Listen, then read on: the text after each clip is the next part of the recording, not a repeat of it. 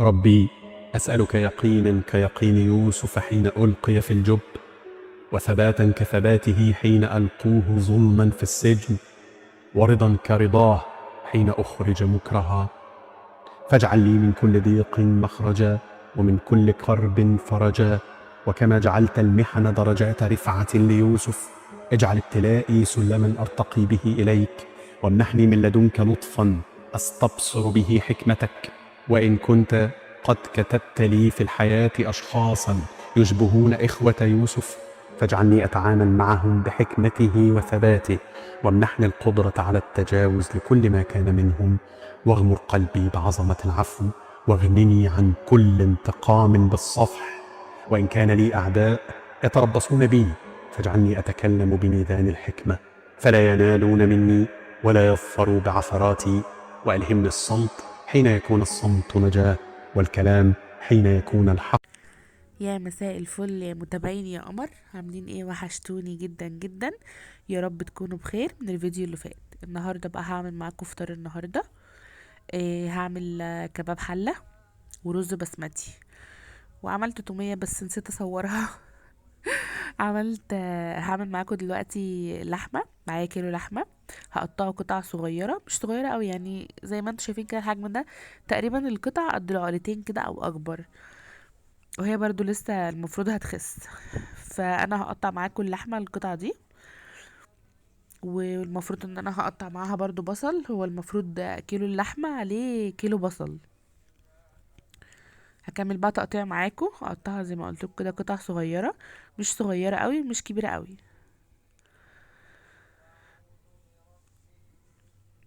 وهقطع برضو البصل معاكم، وهشوح برضو اللحمه الاول لحد ما لونها يبقى بني كده. في ناس بتحط البصل يتشوح الاول وبعدين اللحمة، وفي ناس بتحط اللحمة الأول وبعدين تشيلها وتحط البصل. بس أنا بسمع كلام طنط نادية السيد، أكيد طبعا كلكم عارفينها. هي حطت اللحمة الأول وحطت البصل فوقها. تمام. فأنا جبت دلوقتي ده تقريبا كيلو بصل، تقريبا كده. أنا ما وزنتوش بس يعني نسبة تقريبية. ده كيلو بصل. هقطعه بقى، نضفته وغسلته وشلت الحتة اللي فوق والحتة اللي تحت. هقطعه بقى معاكم جوانح وهفككه من بعضه. يعني انا هقطعه جوانح وافكك الشرايح من بعدها. تمام. هقطع بقى الكمية كلها،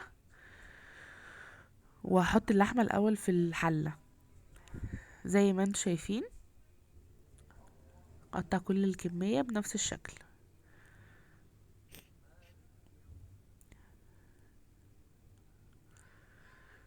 انا كده خلصت، قطعت البصل كله. طبعا انا قطعت على نفس القطاعة، بس قطعت اللحمة على وش والخضار على وش.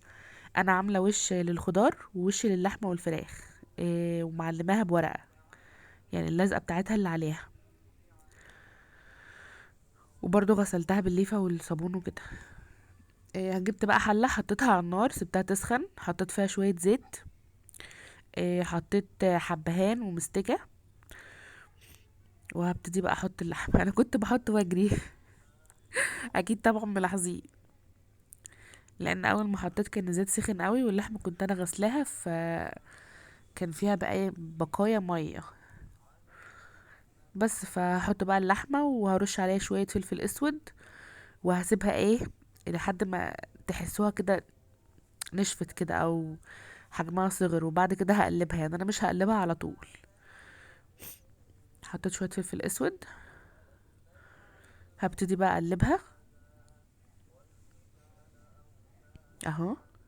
لونها كده تحول اللون البني، فهقلبها بحيث ان الوشين ياخدوا نفس اللون. حطيت بقى ميه جنبي تغلي، يعني ميه على النار كده، ما طفتش النار خالص، سايباها سخنه وكل شويه بسقسق لها. بس طبعا بعد ما حطيت البصل، مش دلوقتي. كده خلاص غيرت لون ونزلت شويه ميه اهي. هبتدي بقى انزل عليها البصل اهو. هقلب بقى كله في بعضه، اقلبها كويس لحد ما البصل يدبل. وهبتدي بقى احط التوابل بتاعتي.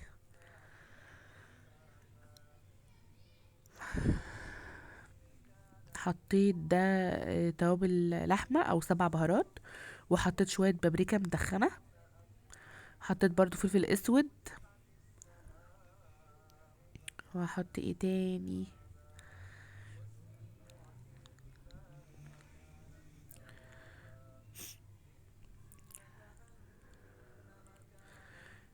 ده شوية روزماري، وحطيت 2 كبيبة صيني، وهحط قرفة سيجار، وهفضل بقى اقلب فيه لحد ما يدبل. وبعد كده هحط له كوبايه ميه صغيره من الميه السخنه دي اهي، وهقلبه بقى كويس واغطي عليه واسيبه بقى براحته. بصوا انا تقريبا معلقه عليه من الساعه 4، فضل لحد الفطار، يعني انا طفيت عليه وغرفت، شايلاه من على النار الساعه 6، وطيت بقى عليها وهديت وسبتها براحتها خالص تستوي بقى براحتها، كنتش مستعجله. معايا بقى كيلو رز بسمتي، غسلته كويس ونقعته في ميه وسبته بقى على جنب. جبت بصلايه وجزرايه وطماطميه كبيره وقرن فلفل، انا مش هقطع الفلفل هسيبه زي ما هو. هقطع بقى البصل تقطيع صغير، انا بصراحه كسلت اشغل الكب، انا دايما ببشر الطماطم ببشر الجزر، فهشغل الكب عشان البصل مش مستاهل. قطعت بقى البصل تقطيع صغير وقعدت اعيط اعيط وتاري الجزمه ضيقه. هبشر بقى الجزرايه. انا بعمل الرز البسمتي، بقطع بصلايه صغير. آه، بصراحة انا ما كنتش بقطع البصل قبل كده، يعني كنت بحط البصلاية بحالها لان انا بقرف من البصل في الاكل، يعني لو المكرونة فيها بصل انا ما باكلهاش، والرز كذلك. فكلته عند ناس جيراننا من كام يوم، لقيتهم بيقطعوا البصل كده فما بانش البصل، ما بيبانش ولا طعمه اصلا باين، فبصراحة حبيت الموضوع قلت اجرب. قطعت بقى البصل تقطيع صغير، وقطعت بشرة الجزرة، وهبشر برضو الطماطمايه، انا عايزاها مش قطع وفي نفس الوقت مش صلصه، فاهمين قصدي؟ يعني انا عايزه اللحم اللي جوه وما يكونش مهري قوي. بس انا كده حاجتي جاهزه، جبت بقى حله حطيتها على النار، سخنت شويه، حطيت الزيت، نزلت بقى عليها بالبصل، هقلبه لحد ما يدبل.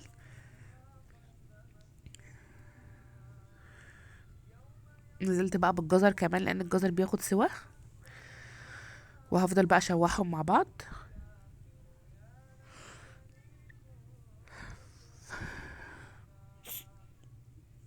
حطيت بقى التوابل اللي هي بتاعت الكبسه دي، ماما جايباها من العطاره، توابل كبسه وزنجبيل بودر، معلقه صغيره من ده ومعلقه صغيره من ده،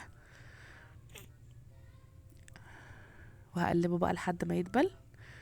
وحطيت كمان كبيبه صيني وورق لوري ومستكه وحبهان وقرفه خشب، ما كانش عندي اصلا قرنفل، وحطيت كمان قرفه باودر،